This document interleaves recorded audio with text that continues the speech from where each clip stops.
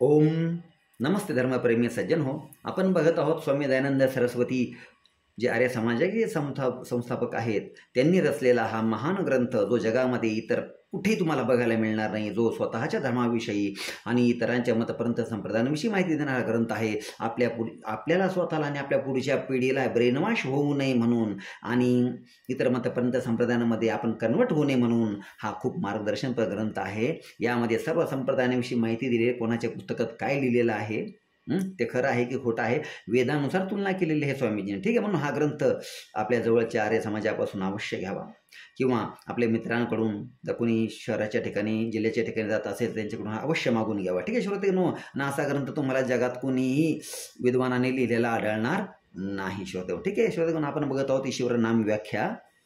तर ईश्वराचे नाव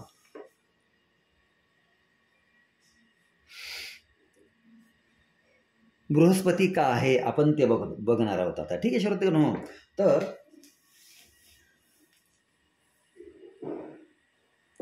बृहत शब्दपूर्वक पारक्षणे या धातूपासून डती प्रत्यय केला असता बृहतचे तकारचा लोप आणि सुडागम होण्याने बृहस्पती हा शब्द सिद्ध होतो. तर तो कसा सिद्ध होतो? यो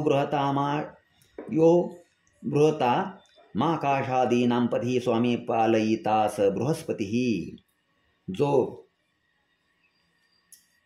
बड़ों से भी बड़ा, जो मोठ्यापेक्षाही मोठा आहे आणि बडे आकाशादी ब्रह्मांडों का स्वामी आहे आणि मोठ्या मोठ्या अशा प्रकारे आकाश आदी या ब्रह्मांडांचा तो स्वामी आहे. या कारणामुळे त्या परमेश्वराचे नाव बृहस्पती असे आहे. ठीक आहे श्रोतेगण हो, म्हणजे बृहत शब्दपूर्वक पारक्षण या धातूवरून डती प्रत्यय करून बृहत शब्दांतील तकाराचा लोप आणि सुडागम झाल्याने बृहस्पती हा शब्द सिद्ध होतो. तर जो महान ब्रह्मांडाचा व आकाशाधिक भूतांचा स्वामी आणि रक्षक आहे त्या परमात्म्यालाच बृहस्पती असे म्हणतात. म्हणून ईश्वराचे एक नाव बृहस्पती असेही आहे. ठीक आहे, आता पुढचा बघा, विष्णू व्याप्तो. तर या धातूला नू हा प्रत्यय लावला असता विष्णू हा शब्द सिद्ध होतो. तो कसा होतो? वे वेष्टी व्यापनोती चरा अचरम जगत्स विष्णू. तर चर आणि अचररूप जगतामध्ये व्यापक असल्या कारणामुळे परमेश्वराला विष्णू असे म्हणतात. ठीक आहे श्रोतेगण, तर चराचर जगतामध्ये व्यापक असल्या कारणामुळे परमेश्वराला विष्णू असे म्हणतात. व्यापक का आहे तो? काय कारण आहे बरं व्यापक असण्याचं? व्यापक कशामुळे म्हणतात? विष्णू, बृहस्पती बघितलं मोठा असल्या कारणामुळे बृहस्पती, नाही का? त्यामुळे मग आपण आता बघत होतो विष्णू. तर विष्णू हा काय आहे? सर्वांचा, सर्व जगतामध्ये व्यापक आहे. म्हणजे ज्याला आपण म्हणतो कणाकणामध्ये व्यापक आहे, परंतु तरीही तो आपल्यापासून भिन्न आहे. म्हणजे अशा कुठल्याही घाणीच्या स्वरूपामध्ये, जसं आपण म्हणतो का परमेश्वरचा कणाकणामध्ये आहे का? मग कोणी आम्हाला प्रश्न विचारला, मग तो लघवीत आहे का, याच्यात आहे का, त्याच्यात आहे का, नाही का?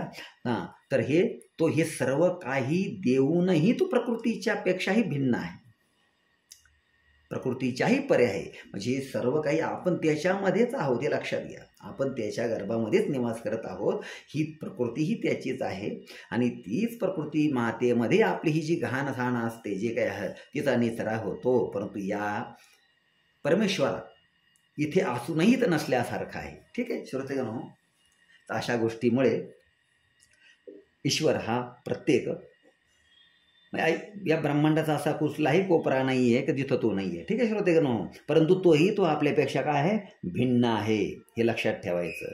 तो अशा कुठल्याही प्रकारच्या याच्यामध्ये तो अजिबात नाही आहे. ठीक आहे. ओम नमस्ते.